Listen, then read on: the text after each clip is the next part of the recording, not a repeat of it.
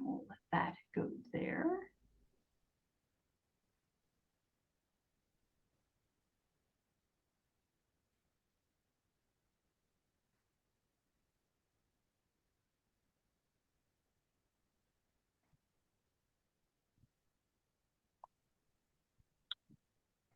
All right.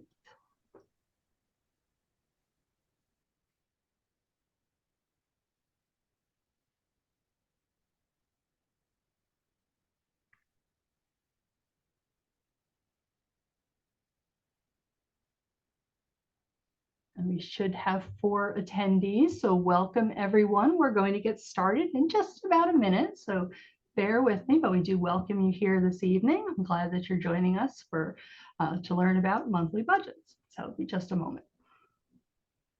Buenas noches y bienvenidos a todos. Estamos muy felices que están aquí para esta presentación sobre el presupuesto mensual y vamos a esperar unos que están todavía llegando para empezar en un momentico. Gracias. Thank you, Emily. Just confirming everybody can see my screen. Are we good?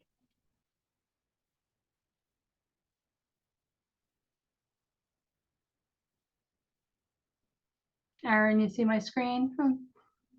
Yep, everything looks good. Okay, just asking, thanks. All right, so we are at our promised start time, actually just a minute late. So good evening and welcome everyone. I appreciate you joining us here today. I'm going to do some introductions in a moment, but first I just wanted to discuss with everybody, we're very fortunate that we have our dual interpretation option here this evening, which means in one of our channels, we're going to have this presentation in English. In the other channel, we're going to have it in Spanish, and Emily is here as our Spanish interpreter. She's going to help us with that. I don't have interpretation on right now. So when I turn it on, you're going to see a globe. So here's some instructions on the screen. When I turn it on, if you are on a PC on a Mac, if you're on a desktop, you're going to see a little globe and you're going to click on that and choose the room you would like to be in. So even if you can still hear me in English and you'd like to be in the English room, please choose the English room. Now, if you happen to be on a handheld device, these are the instructions. You'll actually have to go to more, to the drop down. Go ahead and choose the language interpretation there and pick the language that you would like to listen in. So I'm going to turn this over to Emily so that our Spanish speaking providers can take a look. Thank you, Jennifer. You're welcome. Buenas noches y bienvenidos a todos. Mi nombre es Emily y estoy aquí para proporcionar servicios de interpretación en español. En un momentico vamos a encender la función de interpretación y cuando lo hacemos van a ver un icono de un globo en la parte inferior de su ventana de Zoom. Haciendo clic sobre el globo se va a conectar con la función de interpretación y puede escoger el idioma que prefiere para escuchar, o inglés o español. Por favor, es importante de escoger uno de los dos idiomas y no quedarse en el canal principal, o inglés o español.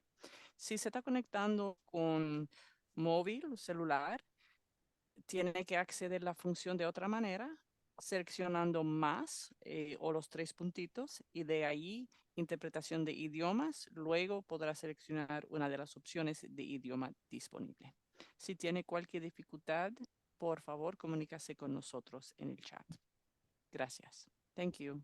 All right, thank you. And everybody just bear with us for just a moment. We have the same situation that happened a little earlier, where now interpretation is not popping up as an option. So bear with us here.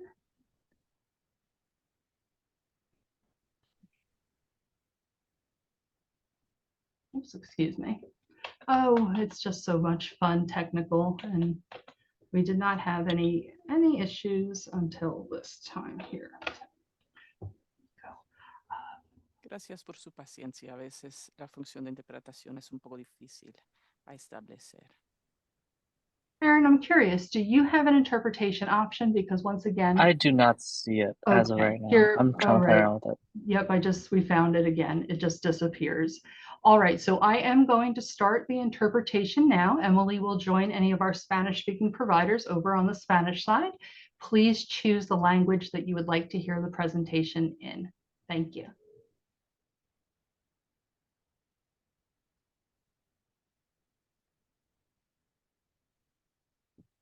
All right, and Emily, when you are over, if you don't mind just throwing something in the chat for Aaron and I, just so that we know you're there, and then we'll get started. She is set. She is set. So, all right, everybody, thank you so much for joining us tonight. I'm Jen Vale. I am an associate director with Civitas Strategies. I'm so happy to have been welcomed here this evening from LISC. So before we get going, I would like to introduce Bevan from LISC, and she's just going to say a few words, and then we'll jump into our presentation. Thanks, Jennifer. Good evening, everyone. Thank you for joining us for the webinar, Building Your Budget for Home-Based Childcare Providers. I'm Bevan Parker-Churkes, the National Program Director of Childcare and Early Learning here at LISC.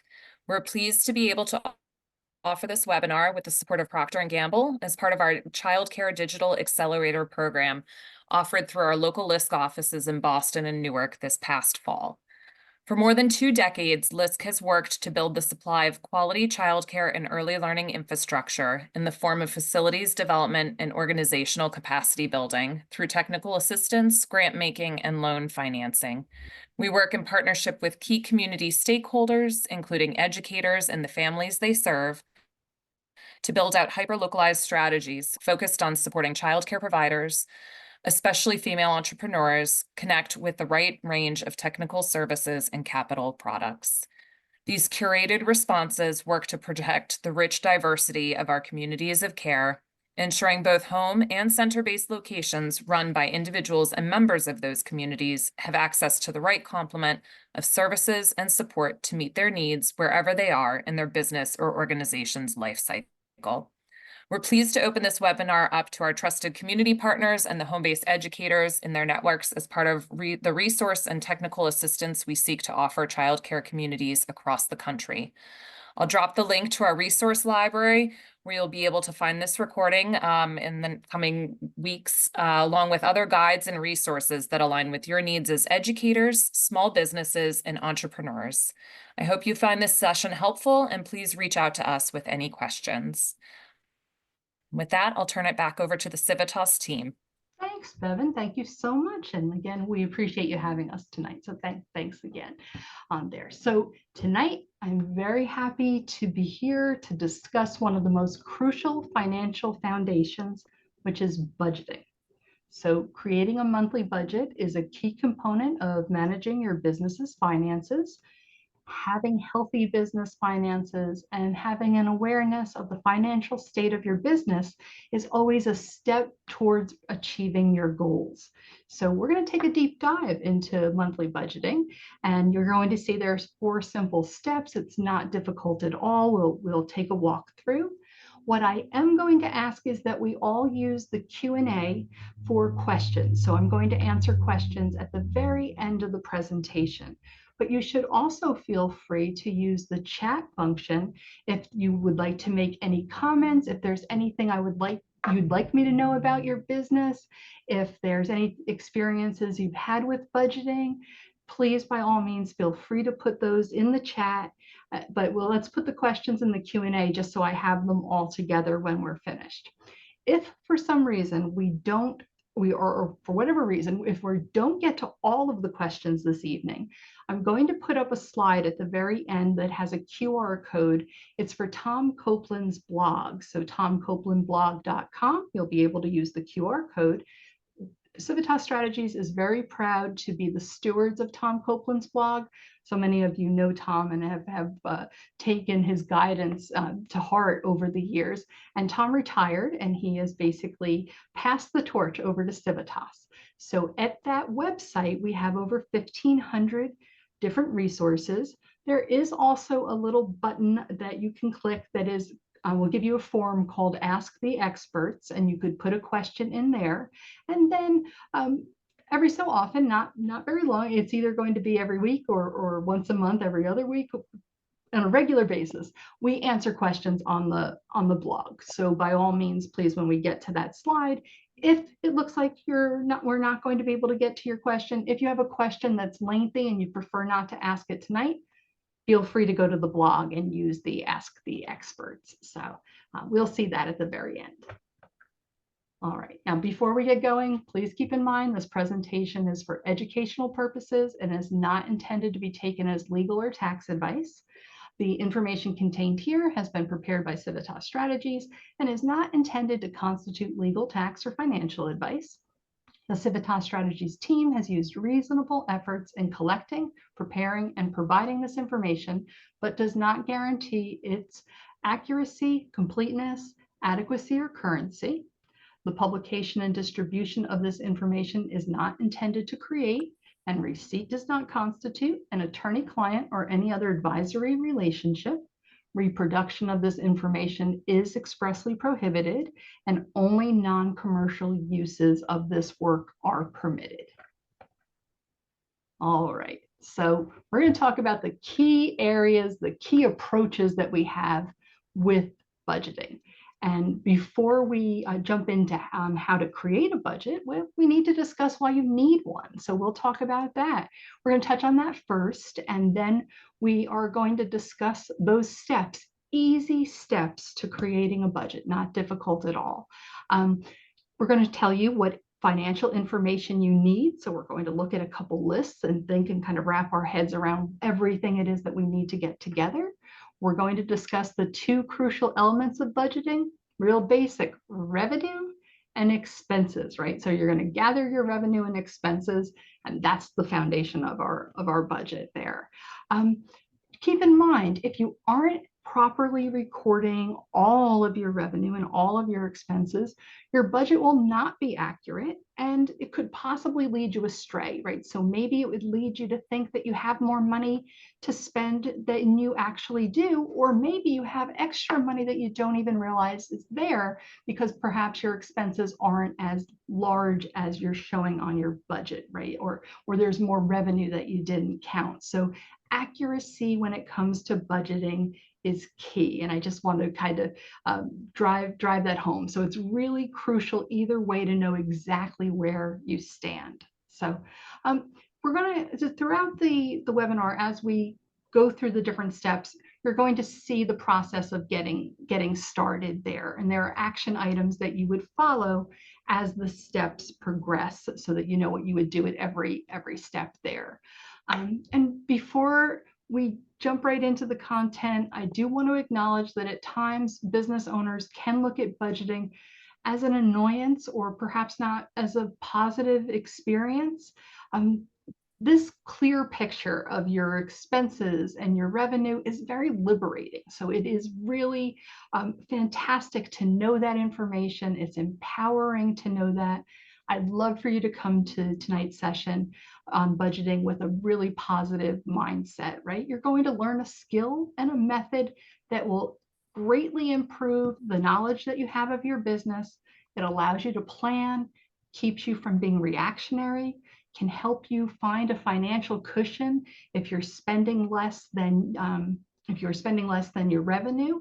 And it can show you that basically, if that's the case, you could have extra money that you could pay yourself, you could put in savings, you could invest back in your business. So the whole idea is getting this really, really accurate picture using the best information that you have at hand. So why do you need a budget? It is a critical tool for managing your business. It helps you plan for what you're going to spend. It helps you monitor your actual revenue and expenses to help keep you on track, because we want to remember that this is about planning and basically acknowledging your findings after you've planned and after you have progressed through a full month of budgeting. So there's a great discovery point to budgeting. So a year-long budget, however, if we think about budgeting, a year-long budget may seem out of reach because costs are constantly shifting, they're variable, revenue can be variable. So it's hard, if you think about budgets, to think about them at first as an annual. But if you start your monthly budget, if you start your budget with a monthly time frame, that can provide you with a foundation, and it helps you make adjustments on a smaller scale, get comfortable with budgeting, making sure that everything is working as it should. And then as you're getting used to doing this month to month, you may want to go ahead and do this quarterly. Eventually, you could build up to an annual budget if it would serve your needs, if it would serve your purposes. When it comes to budgeting, you're going to make this a key part of your monthly practice. So we have to remember that, hey, learning about budgeting does mean that we're going to be doing this on a regular monthly basis, right? This is going to be part of something we're going to put on a calendar, and we're going to do this every single month. So, it's going to help you monitor your revenue and your expenses, helps you plan ahead, helps you show where your business is financially vulnerable if there are any types of issues. And one of the nice things about budgeting is it does allow you to look at your business, your finances very close. And it is the first step in financial health. And we know that you're an expert in childcare. We know that for a fact. Let's make you an expert in your business finances as well.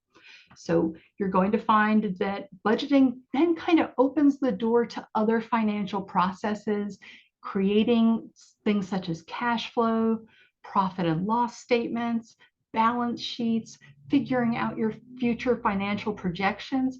These are all areas of financing that budget kind of opens the door to that. It gets you started in a process where you're going to be able to generate those types of reports. Those reports and those types of documents may not be the same exact information that's in a budget, but you're building a skill that then lets you move forward with all of the other types of financial processes that will really be key for your business. Now, I'm curious if anybody, and feel free if you'd like to put anything in the comments, but are you doing a monthly financial review right now? And if you are, you're ahead of the game. That's fantastic. But if you aren't on a monthly basis looking at your finances, this is the perfect time to start. So having an awareness of where your business stands financially at all times is key. Too often, we see businesses who don't know where they stand financially throughout a year until it's tax time. And by that point, they've missed the opportunity across an entire year to take control of their finances, right? So we don't want to wait until tax time to look at all that revenue and look at those expenses and start to see numbers.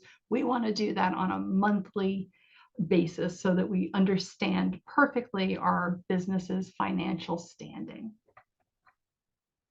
All right, so how do you build this monthly budget? I'm telling you that there are these easy steps, right?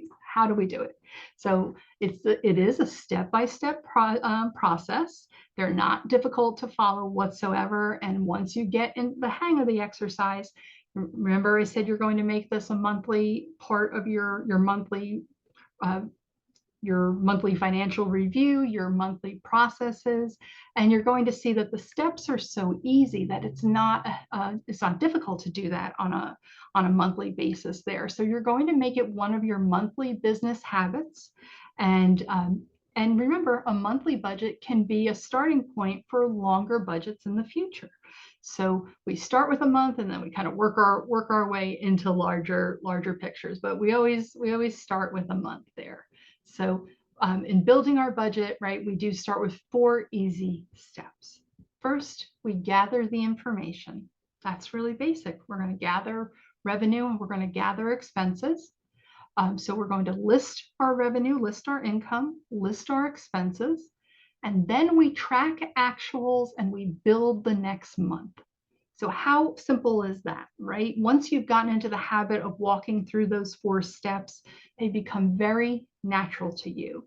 And you really, getting going and doing this month to month to month will become much easier. Those are really, when we break down budgeting, it's just those 4 steps. So it's not, not that difficult. It isn't something that you should feel intimidated by, or that there is so much that has to be done. So All right, our first step, gathering documentation.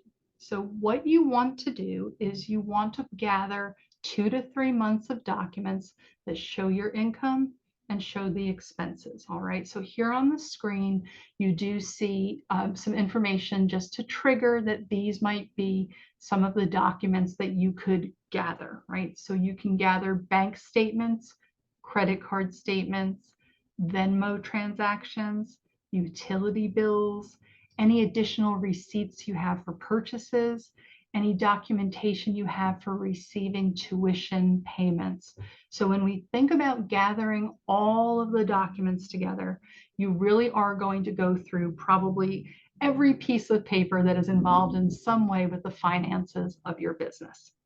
So just keep that in mind. It might not be paper, right? So it might be electronic. You know, so many of us no longer get paper bank statements or paper credit card statements. So therefore, we have these as emails or files in our computer. Venmo transactions we have on our phone, right? Utility bills, I don't receive anything in paper, but receipts I might have, right? So we have to stop and think about, and we'll talk about record keeping in a moment, because we have to think about how are we pulling all of that together, right? Those are coming from all different sources, all different ways that we're getting them. And we need to gather them together and put them in one place and make a record of them. And that's where your record keeping skills are going to be crucial. Now, whenever possible, what you try to do is use the actual amount of your income and your expenses. That's for greater accuracy, right? So if we know actual amounts from month to month, fantastic. If we don't have the actual amounts for everything, it is okay to use an average. All right, so when you use an average, what you're going to think about is rounding up, right? Because we know that expenses very rarely go down, unfortunately. We want that income to go up and we wish our expenses would go down. And what's going to happen with budgeting is because it's going to give you this realistic picture of the income, of the expenses, what's leaving. Because of that fact, you might very well, and we hope, be able to control your costs and then be able to have that extra money at the end there. Now, in terms of if you don't know the actual amount, what you can do, it's okay to use an average, rounding up. You know, that might be the case with an electricity bill, right? Or electric bill. We don't know maybe how much electricity we're going to use every single month. If we're on balance billing, that's a different scenario. And then we have the ability to go ahead and use the amount in our balanced billing. From month to month to month, that's great. But if we don't have that and our electric bill tends to fluctuate, perhaps it goes up really high in the summer because of AC. Maybe there's another time during the year that the electric bill tends to fluctuate. When that happens, we're probably going to have to take an average. And a good idea would be to take 2 to 3 similar months. So months in which those circumstances surrounding those expenses are similar, right? Because if I'm looking at building my budget for a summer month, I'm not going to also include my statement for my electricity from the winter, because that could be very, very different. So what we're talking about when we talk about averages is gathering like times, like circumstances, things where you know, hey, there's some consistency here from month to month. And we take that average, we bump it up. So we make sure that we're rounding up. We want to have a little bit of cushion. I wish I could say that our expenses are going to get less and less, but unfortunately, that's not necessarily the case, and we want to give ourselves that little bit of breathing room, and we want to make sure that we're not so tight on our budget because we didn't accurately reflect our expenses. So as you go through budgeting, your revenue and your expenses are going to vary constantly. It's not always going to be the same thing from month to month.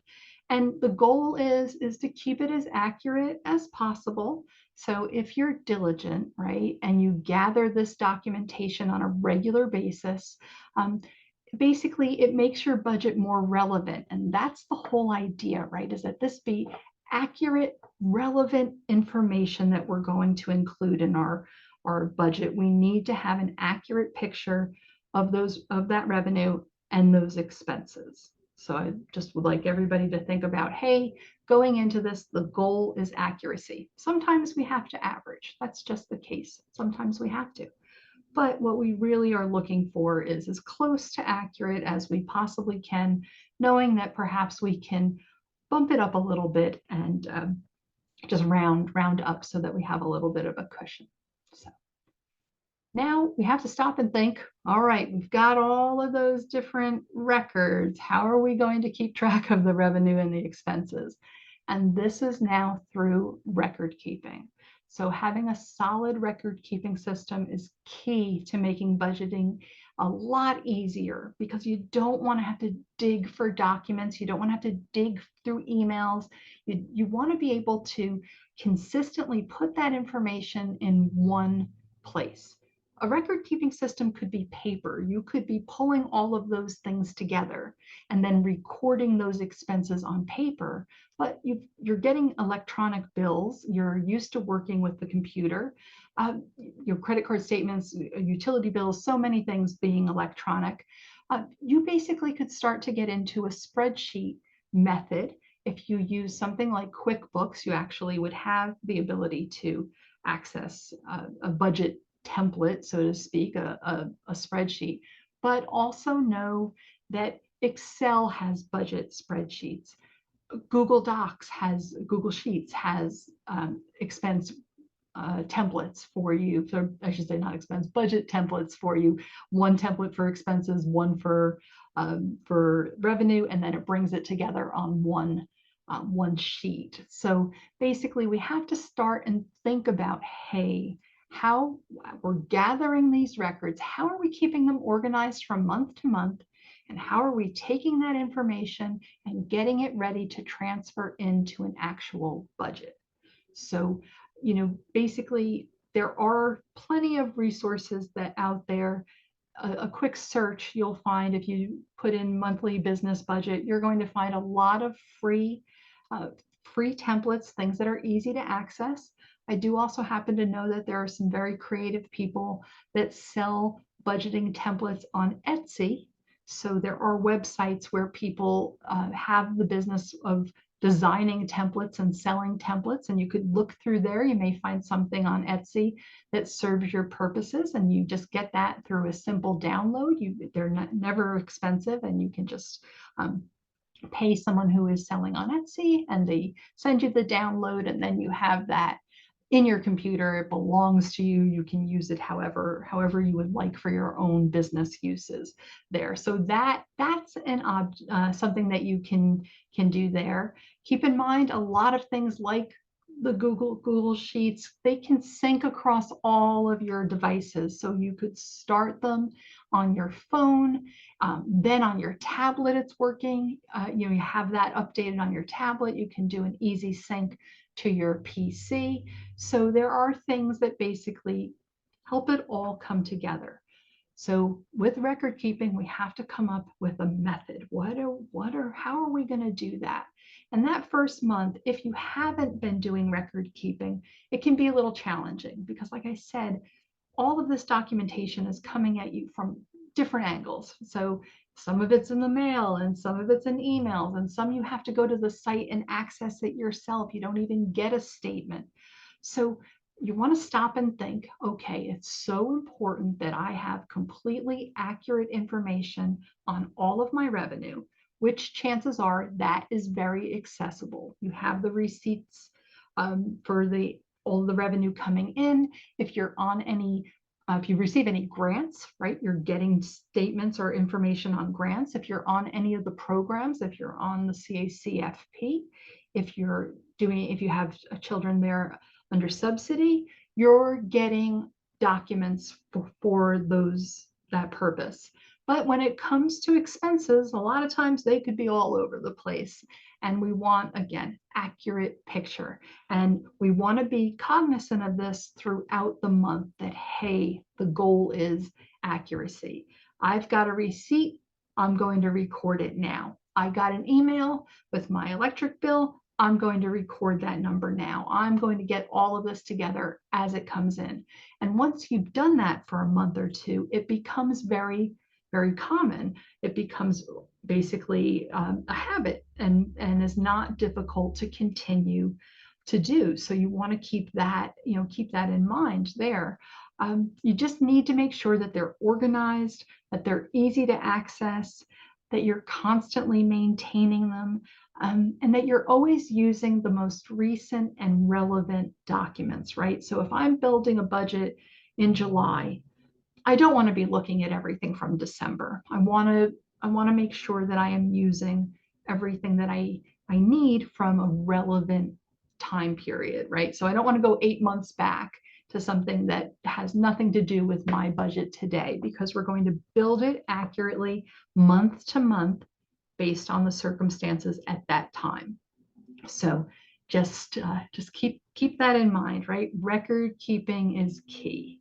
So we're gonna start to work on a method that works for us depending on how we get our information in.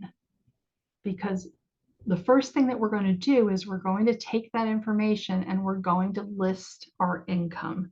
And I'm going to show you a sample spreadsheet on the next slide. These are what budgeting revenue sheets from fees, basically looking at an example that will tell you basically your revenue based on the number of children that you are caring for at the different rates, because that is something that's very unique to businesses, is what childcare does if we have different rates for different age groups.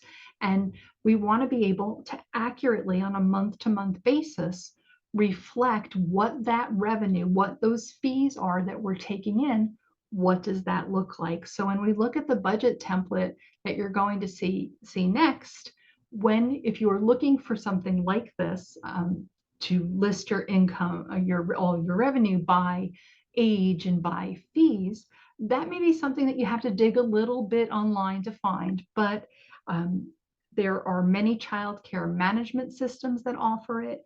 There are many organizations that can basically connect you with documents such as this. You can create your own. They're not difficult to do. So when we think about revenue, when we think about income, what are we considering? We're remembering subsidy, we're remembering fees, we're remembering grants, we're thinking about other. And we're going to make sure that we are looking at that information, looking at that revenue anywhere that it's coming in. So if you have parents that pay you via some type of a payment app, if they're using Venmo or Zelle or their Cash App, or they're paying you in any which way, we need to make sure, right, that we're gathering that information and we're remembering to include it in our budget. So we're going to get all of those resources together that we have revenue from there. So if you're looking at grants, remember that you need to think about what that grant money is being spent on, because if the grant money has to be spent on a certain expense and you don't have the expense that month, you do not want to spend that grant money before you have that expense. So that when it comes to grants, it is something that sometimes you have to kind of wrap your head around and think, is this income relevant to what I'm doing this month?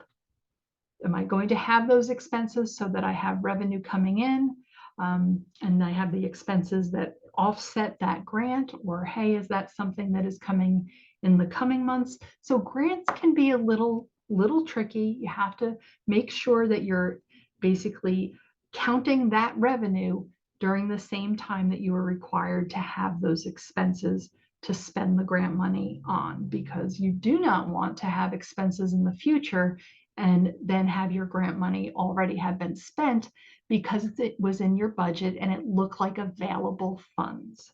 right? So when we think about grant money, we are going to think about that as a little different than when we're collecting all of our information on subsidy and childcare food programs and fees.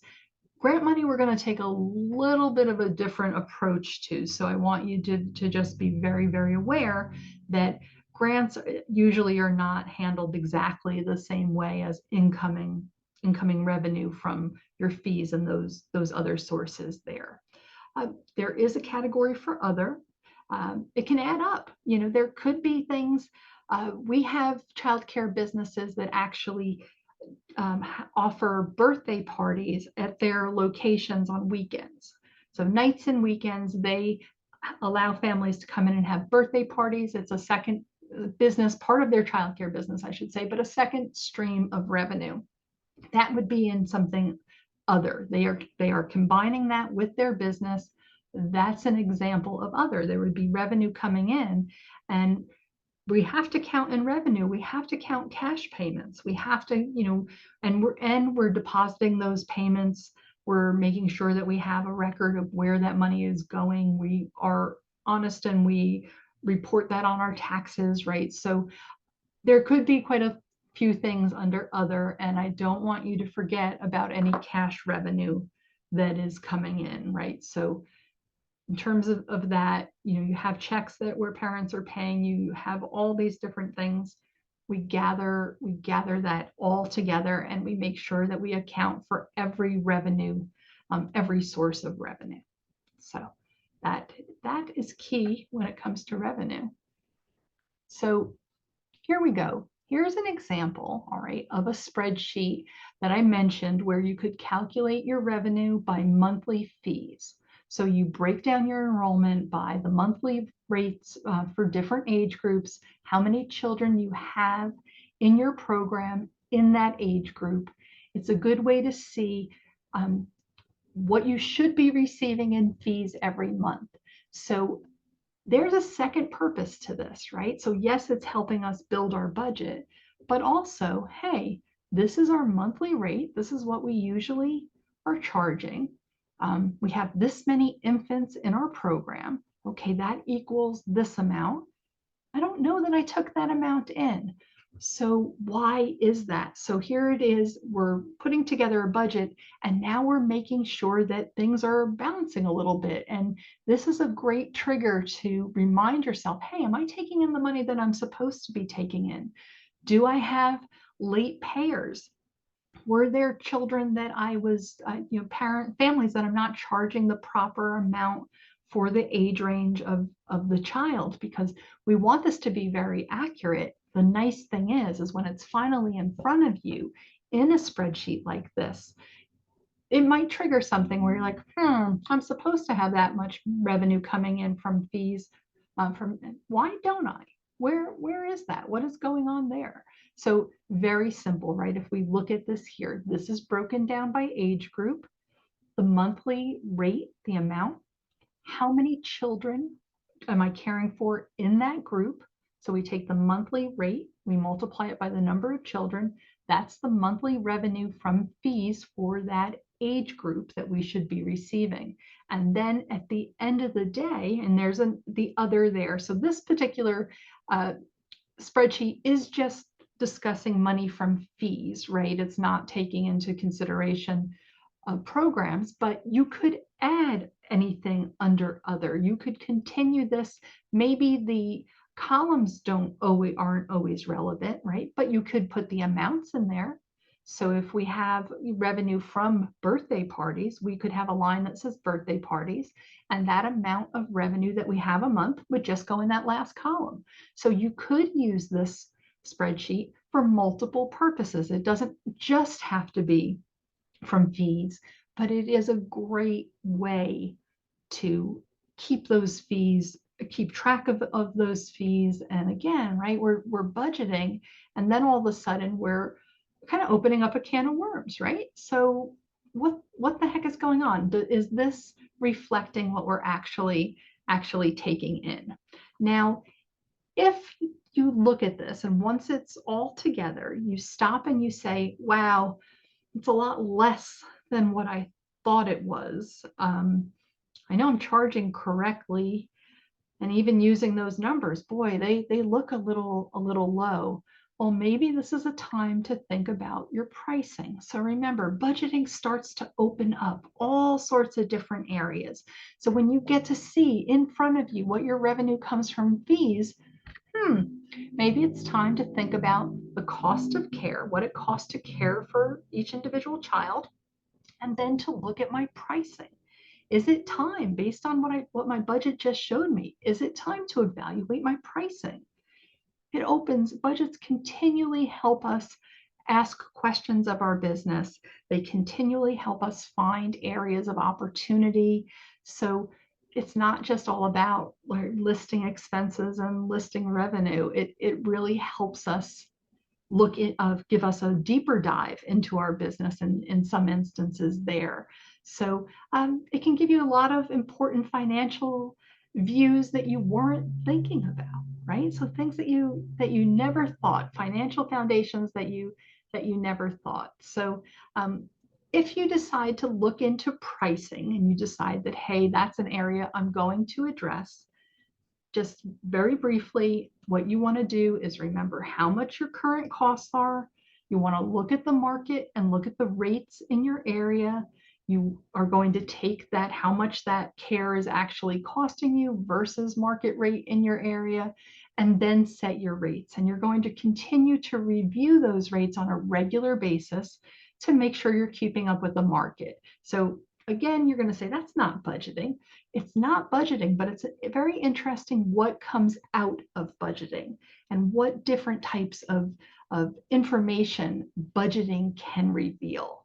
So it does become very interesting in that fact. So I apologize if I'm going off on a tangent, but you can see how one thing can lead to another, making you more informed about your business, perhaps triggering some ideas about opportunities that you have to increase your revenue.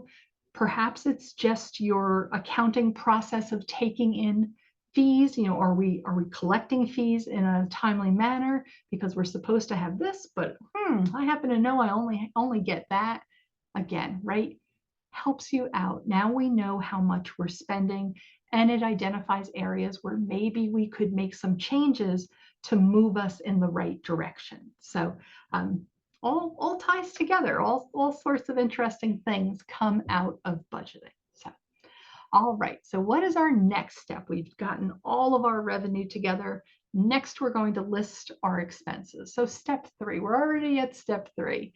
So what we need to do now is categorize all of the money that leaves the business, right? That's not the fun part, but that's what we have to do. So we start to think about all of the different expenses, and I have a list of some expenses that we'll take a look at there. I'm sure right now that's running through your head, all of your different expenses, right? And we're thinking about, hey, I'm going to have a spreadsheet that every time I pay something or every time a bill comes in for that month that I'm going to be paying that month, I'm going to be recording that expense right back to record keeping, right? We said, hey, we need to be able to keep track of our expenses and get ready to put them into our monthly budget, right? And so really what you want to make sure is that you are, again, gathering accurate information and that you're not forgetting anything. And that's why doing it on, if not a daily basis, a weekly basis, will keep you from forgetting. Because if you're waiting till the end of the month and then trying to figure out where all the money went, that is not going to be an easy process. It's not going to be an accurate process. And the whole idea of budgeting is that this is accurate at the end of the day. How much revenue did we take in and what are our expenses? So if we're not doing it on a consistent basis, hey, why are we doing it? You need to budget, and you're going to come up with a system that works well for you.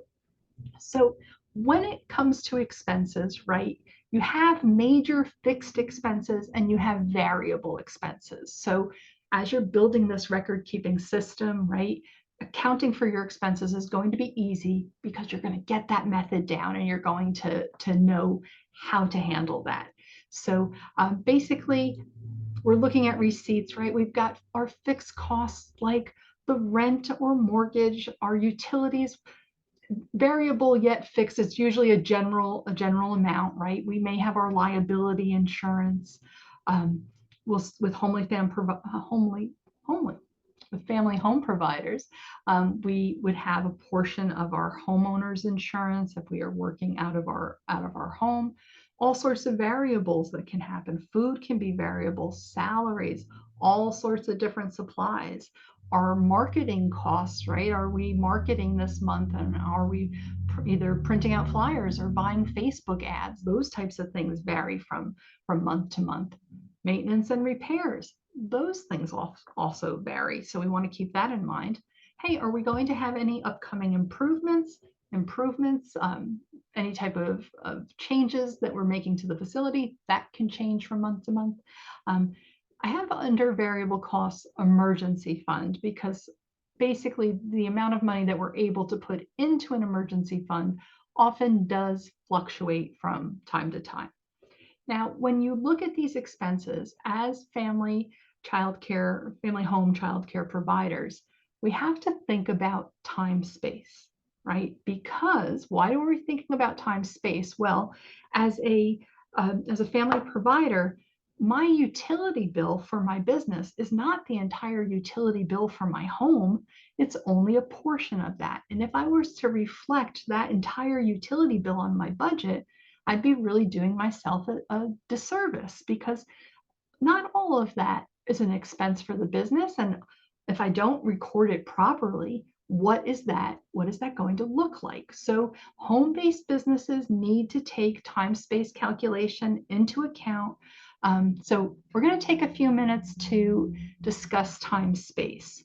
And one of the reasons that I love discussing time space is it has twofold opportunity, right? One, budgeting. We're going to determine the right percentage of the shared costs between home and family, between home and business, what percentage should be allotted to business on my budget.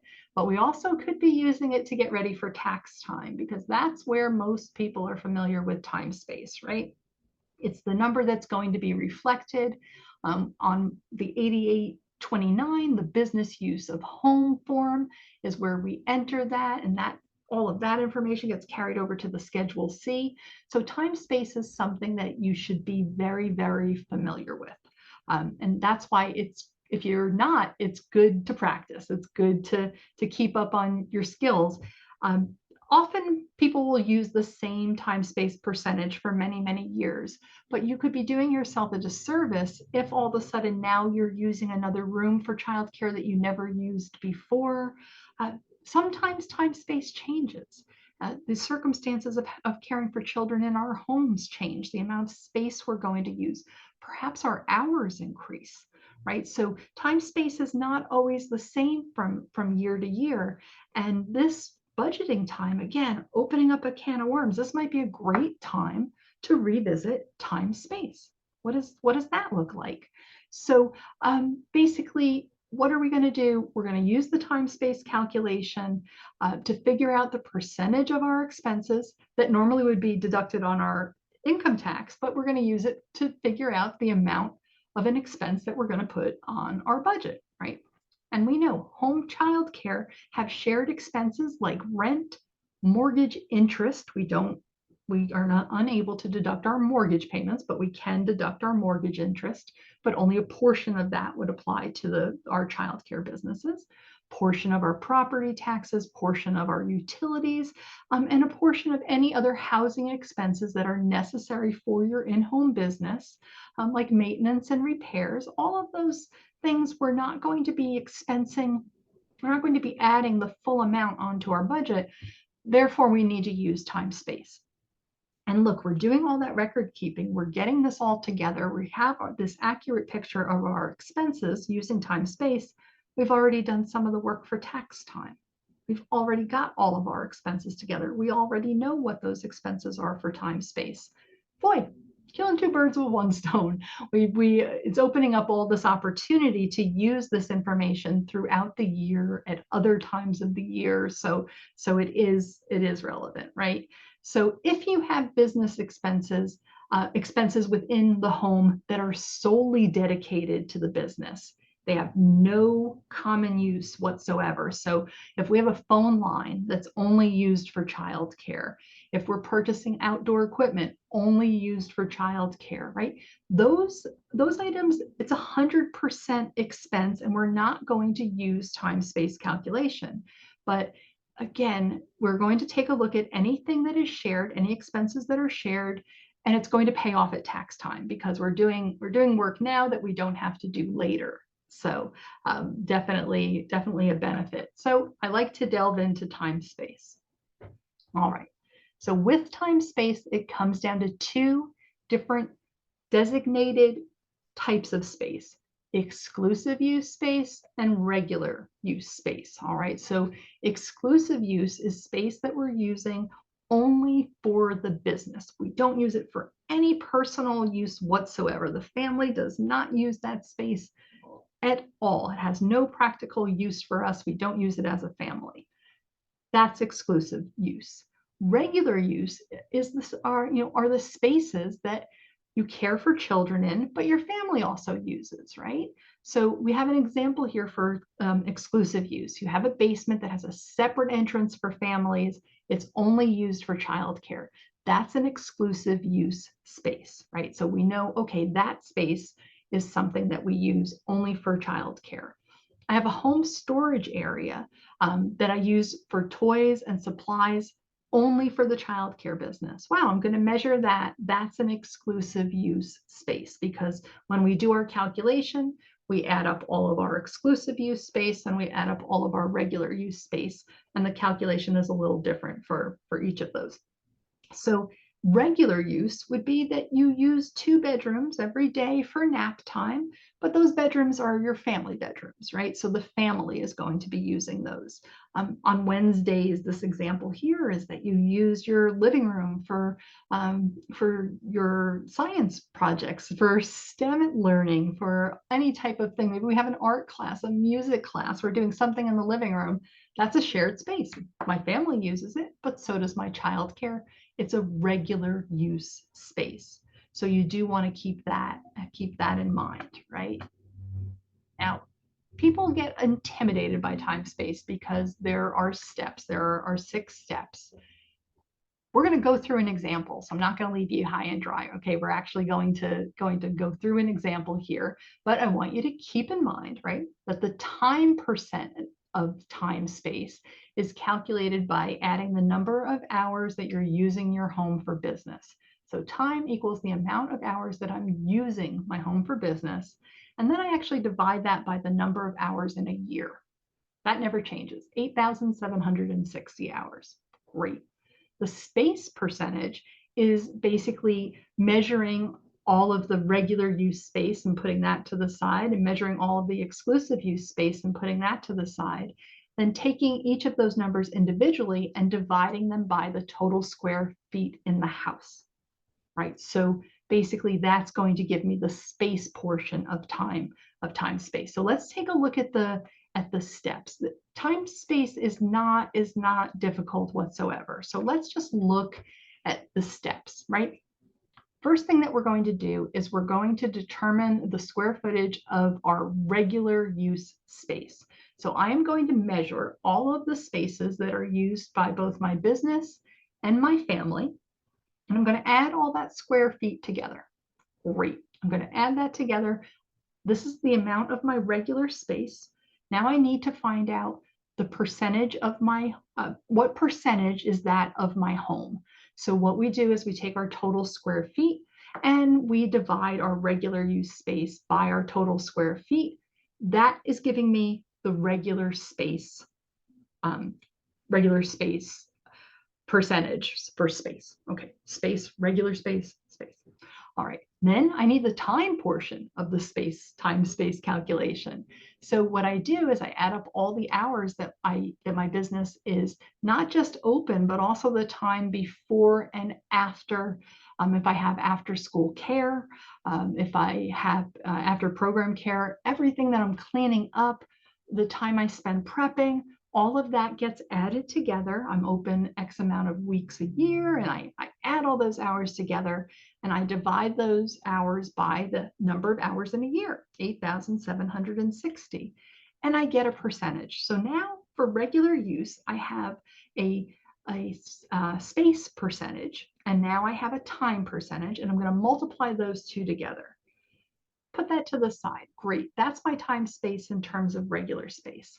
When I think about exclusive space, we don't think about time. We only think about the space. Why is that? Well, that space is only used for the business. I don't have to think about the amount of time my family uses it. It's only used for the business. So what we do is we take we measure all of our exclusive use footage, divide it by the total number of total number of square feet in our home. I apologize.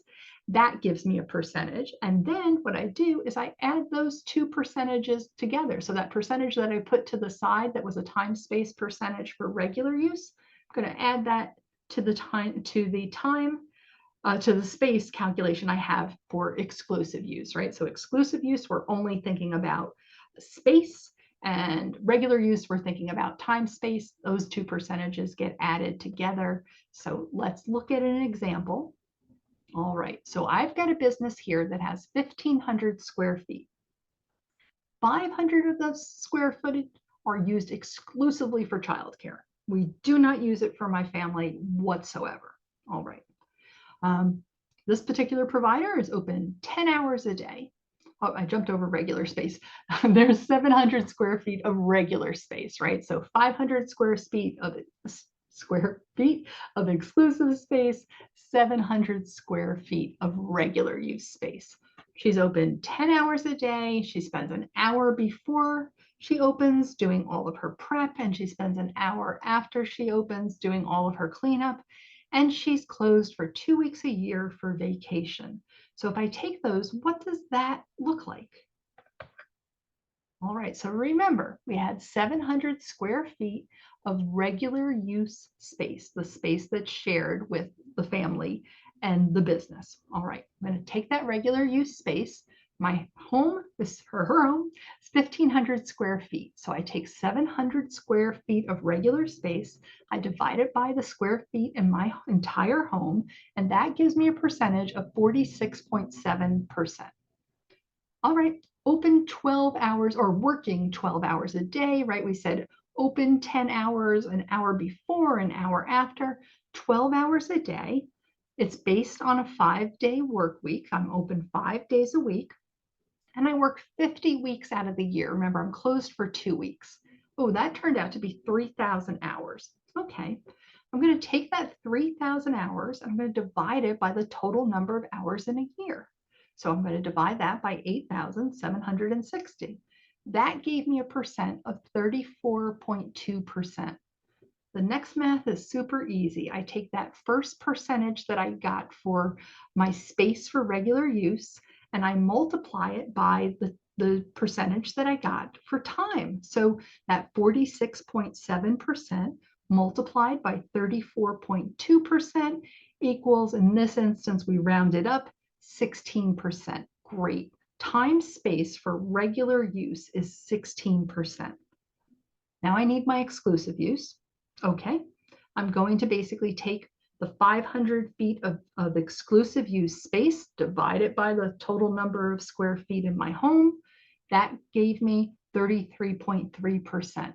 I take that percentage and I add the 16% that I got from the regular use time space.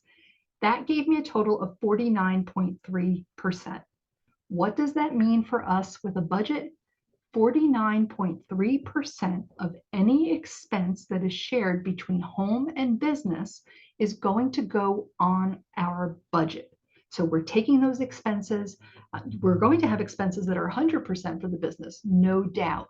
But to have an accurate budget, in order to make sure that those numbers are correct, we are going to use the time space percentage with those bills. And that is basically going to give us the most accurate picture of expenses that we could ever have. It's great to end up using that. So you just want to keep that in mind there.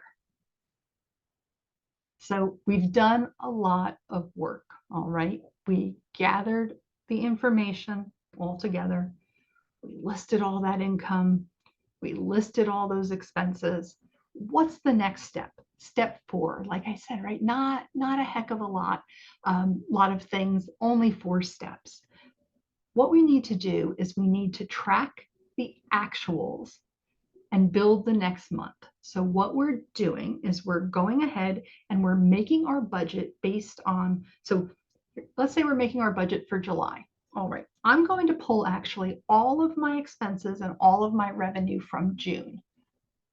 If there's something that I know is going to fluctuate wildly, I will make that change. But for July, I'm taking all of my June expenses, all of my June revenue, looking at that. What does that number look like? How much revenue did I take in, and how in June that I'm using that to estimate in July, right? To estimate the budget in July. How much revenue did I take in? How many expenses did I have?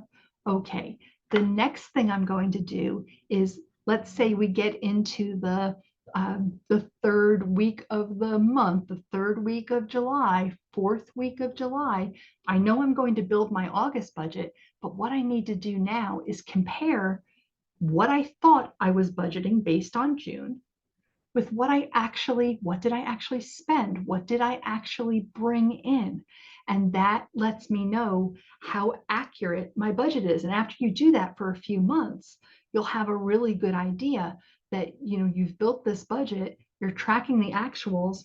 It's going to make each month more and more realistic because you're showing a very timely picture of what that looks like. So here we go. This is basically the monthly budget in a whole with those 2 columns, all right?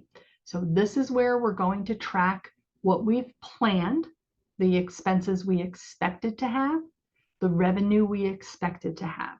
We're going to bring that down to the end, total amount of expenses, total amount of revenue. What does that look like? How much money is left over at the end of the day? That was my planned budget. That's what I was basing my my financial picture on that month. But to continue to basically be the most accurate as possible, I need to see, what did I actually spend? How much actual revenue did I take in? So that's what that last column is. So at the end of the month, I'm going to say, okay, for fees, I planned on taking in $7,000, but look, I actually took in $8,500. Wow. You can stop, in terms of a business management, in terms of thinking about finances, you can think about, why did that happen? What's going on there? The reverse, what if we had a situation where all of a sudden the supplies were much more than we expected? Well, what do those 2 pieces of information mean for when I'm making August? It means that I'm going to, when I get to my planned budget for August, I'm going to be taking those actuals into consideration. Hey, chances are, unless there was something very different from month to month, chances are this actual is a more realistic picture for my August business. And I'm going to take that. Now, you want to make sure, of course, you may have expenses in August that you didn't have, that you're going to have in August that you didn't have in July. So I'm going to need to add those receipts in. I might have less revenue in August, and I'm going to make that change. So it doesn't mean that what's actually there at the end of July is exactly what I expect August to be, but it gives me a very good idea. And it lets me see, hey, oh, it looks like we're trending in this direction. And then at the end of August, we're going to do exactly the same thing. This is what we expected. This is the revenue we expected. These are the expenses we expected. What's the actual amount? What's the actual amount of my revenue? What's the actual amount of my expenses? What does that look like? And then what does that profit look like, right? How close are those 2 numbers to each other? Am I budgeting properly? Am I totally underestimating the amount of, I I didn't realize that the actual amount of my revenue was going to be so much higher than what I thought. Or, wow, look at those expenses. I forgot at this time of the year, those expenses go up. I better make sure that when I make the following month budget, that I'm taking those types of things into consideration. And the beautiful thing is when you look at your budget from month to month to month, you can see trends. It helps you make better financial decisions, right? We said this opens up a whole world just by making a budget to see and look at what I received and what I spent. All of that information starts to inform a lot of decisions that we make. Do we need to cut back on expenses? Well, maybe when we first started thinking about a budget and we had that in our head and we didn't do a formal process, maybe we never thought that our expenses, we needed to use time space for our expenses. That means that the $150 I was putting down for my electric bill, really only half of that is for the business. So here it was, it looked like I had all these expenses, but turns out when I used the time space percentage, wow, I had a lot less expenses. So looking at the health of my business, taking in revenue, my expenses were a lot less than I thought they were. So if that's the case, right, then we're able to take a look at that and carry that type of information from month to month. And we budget monthly, and then we start to think, if you'd like, you can start to think about a quarter, giving ourselves a larger picture, because after we get a few months, we might be able to go into a planned budget versus an actual budget for a quarter, or maybe for 6 months. That's a possibility. Some people who have been budgeting for a long time and have a very stable, consistent business budget for the year, and at the tax time, they look at that and they want to see, like, how close am I to actual? Because let's face it, we're going to be paying our taxes on our actual revenue.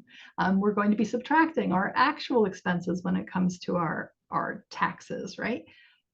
And we have all that information already because we've been doing great record keeping. When it comes time to talk to my tax preparer, I have it all right there. If I'm doing my taxes in TurboTax, I have it all right there. I've been doing it month to month to month, and I've made my life so much easier. It's more efficient.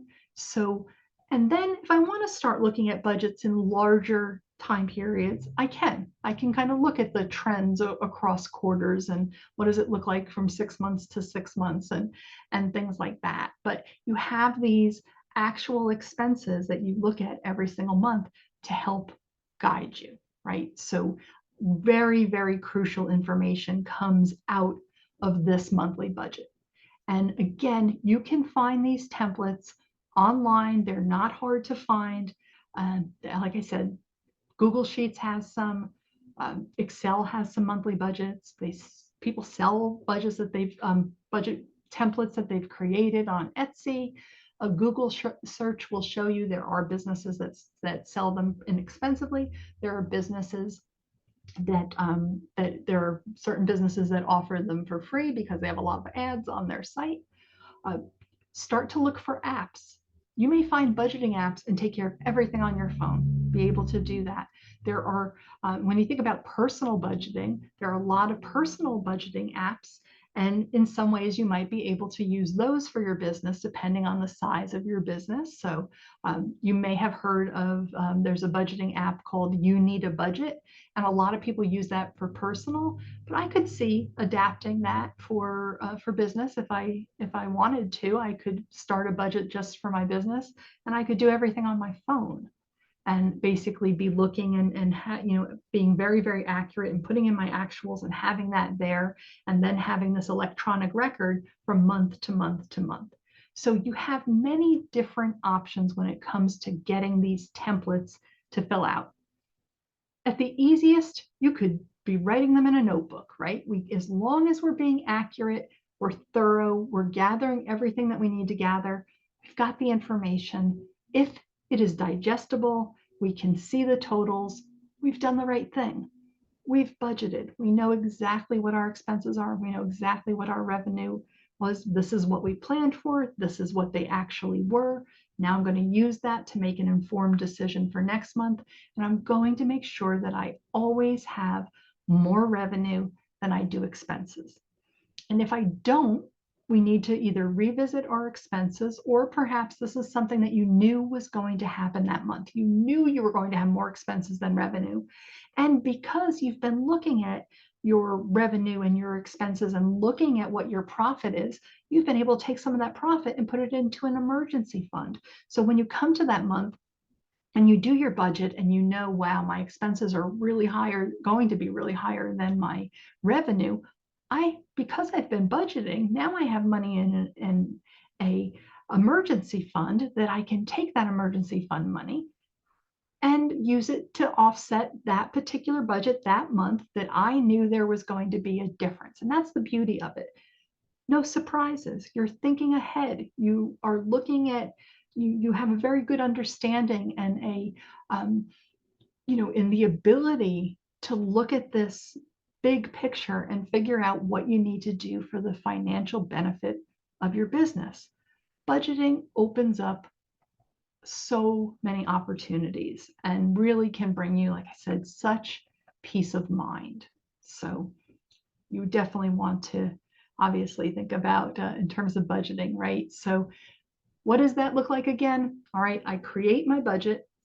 At the end of the month, third week of the month or so, I'm going to start to create my budget for next month. And I'm looking at the actuals from this month, and that's going to help me inform how I'm making the budget for next month, right? We want to think about anything that could change, right? So enrollment can fluctuate, staffing can fluctuate, rent, utilities, those could fluctuate. Maybe my vendor costs, maybe my food costs, unfortunately, right now we've all become really familiar with our food costs fluctuating and unfortunately going up. But maybe you look at a food expense and you say, wow, didn't realize I was spending that much on food. And then you realize, well, if I started shopping at Costco, I could possibly take 20% off of that bill. So seeing those expenses in one place, seeing the impact that they have on your budget, seeing that lower profit informs a decision that maybe I'm going to shop differently. Maybe I'm going to have different expenses. So that's a wonderful thing. So we want to remember, as we move forward into the next month, things do change. We do want to anticipate those types of changes, right? Budgeting, there's a reason that LISC wanted you to join us today and learn about budgeting, and it is because it is so crucial, right? So once I had this month's budget, what I budgeted, I have my actuals for this month. I'm going to form next month's budget, what I plan for. And hey, the way that I'm planning, does that align with the goals that I have for my business? Am I thinking about this is the direction I want my business to go in, right? A budget is not cash flow. It's not showing you what comes in and what goes out and looking across, let's say, 6 months to see that. And budgeting is very much on a different level. It's not looking at these large overall numbers, because when you are looking at those different expenses, there may be an expense or two that you can change, that you can make an action to change. There may be expenses there that you can't change. There may be revenue that's changing that you could address. Perhaps you forgot, oh, wait a second, this family is moving. Oh, that's why my revenue was down, because they moved, and then you make the correction when you start to budget for the following month, right? So remember, as the business grows, because budgeting is helping to get you on the right financial path, it's really allowing you to understand your profitability of your business and to aim for that goal of higher profitability. What does that do? It allows you to perhaps do facility improvements, better marketing so that we can continue to grow the business. I can get better equipment and supplies. I have down here insurance, and that would be if we were in a circumstance where perhaps you don't have liability insurance. Liability insurance is key to have. And if you are thinking, if you've become an LLC, a single member LLC, keep in mind that you are a limited liability company, and it's keeping your business, all of your business separate from your personal assets, right? So that your personal assets aren't in danger, but it doesn't protect you from lawsuits and all the things that liability insurance protects you from. So the reason I have it there is that maybe if we're more profitable, we could look into liability insurance, or perhaps increasing our coverage with liability insurance. This also could pertain to homeowners insurance. If it's been a long time since you've revisited your homeowners insurance, of course, you're going to use time space towards that. It's not going to be the whole cost of the homeowners insurance, but maybe it's time to look at that and up my coverage because it's so expensive now to rebuild or to repair. Basically also keep in mind that expenses can increase for legal services. So when we think about our budget, we want our potential growth. You want our budget to inform growth. We want our budget to move us in the right direction, right? But we also just have to remember that we could have those, as we grow, we may have these increased expenses, right? So we can use money for these expenses, but we also need to remember that we have these increased expenses. So just kind of keep that in mind there. So we've looked at monthly budgeting. What have we discovered, right? It's going to help your business in many, many ways. So effective monthly budgeting really makes you not only aware, but it helps you analyze and control costs, make adjustments between the projections and the actuals, what I had planned and what it actually ended up being. It advises the cash flow so that when I do put together a cash flow, that is correct. And it helps with financial planning for business growth and development.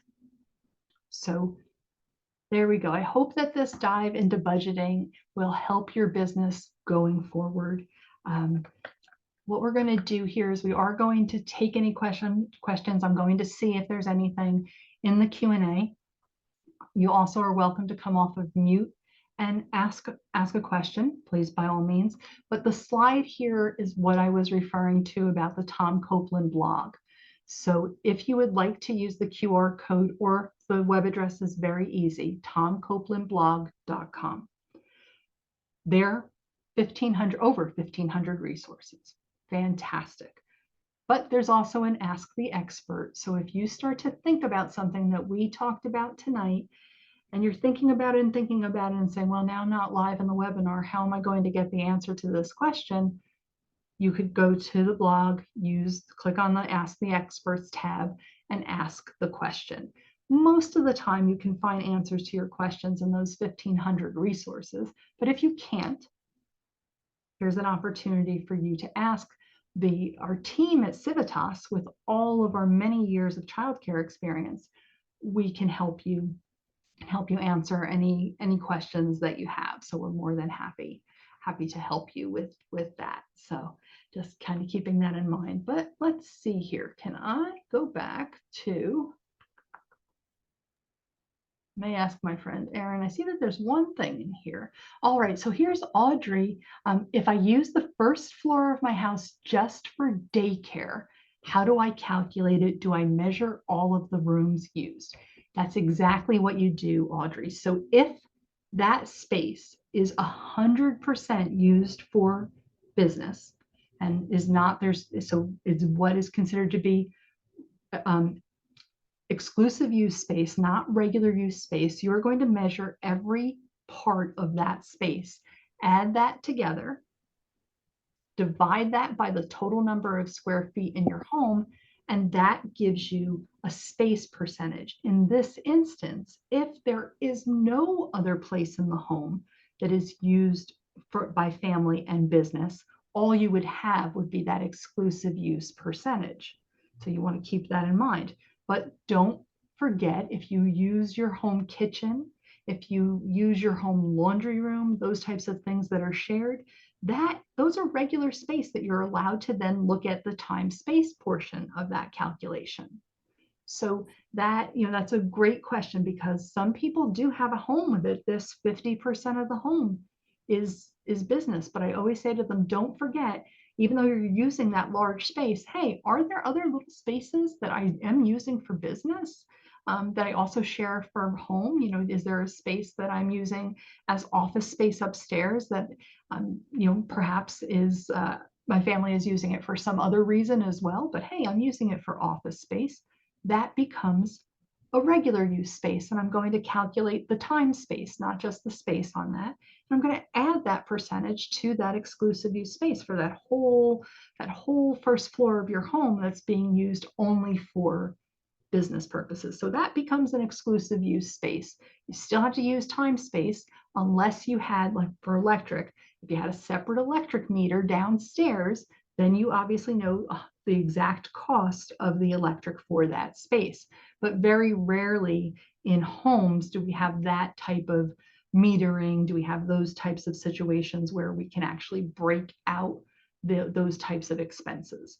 So that's where time space comes into consideration. But in your instance, you have a lot of square feet that are exclusive use. And that's exactly how you measure them. Still have to divide it by the total number of square feet in the house, but it sounds to me like you have a lot of space in your house is used for used only for business. And if that, you can come off mute, Audrey. If that didn't answer your question, more than happy to elaborate. We could discuss anything that you'd like. I am just taking a look here. So please, by all means, please go to the chat, because Bevan has put some links to some very important LISC resources. So these are things that will complement what you've learned tonight. LISC is informing your childcare businesses and helping you grow, helping you have the right information. So Betsy, I see that you say that this is new to you. So budgeting, you don't currently have a budget. If you'd like to come off, we can talk. We have time. So, is there anything else that you'd like to learn about budgeting? Anything that came up that you thought, I'd like to know more about that? You're more than welcome to come off mute or to put something in the Q&A. Again, we have some time. So please, if anybody would like to speak up, let me know what's going on. But I hope you take away some new information, Betsy, since this is new to you. I really hope that you're able to use it. LISC is going to receive the recording of this, and I'm sure that they will reach out to let you know where this recording is going to be posted. So, you may have taken notes, you may be thinking about it. This information will be made available to you. So you will have that there.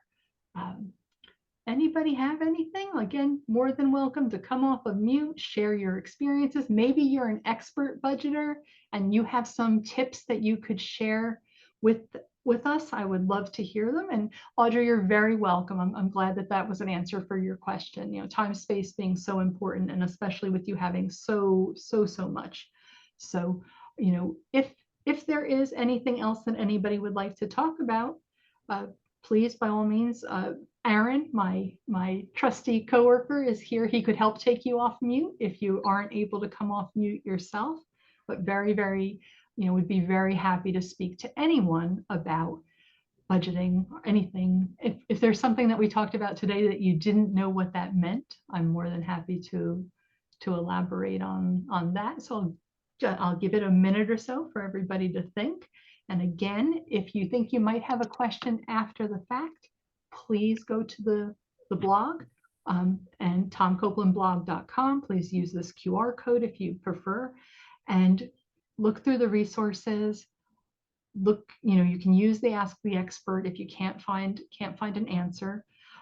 Civitas Strategies, we also do have a YouTube channel with so many videos on many topics and across all of our clients. So if you're in YouTube and you can subscribe to the Civitas Strategies, and since we have been on this slide for a little while, let me just move to the next so that you have the spelling of our name.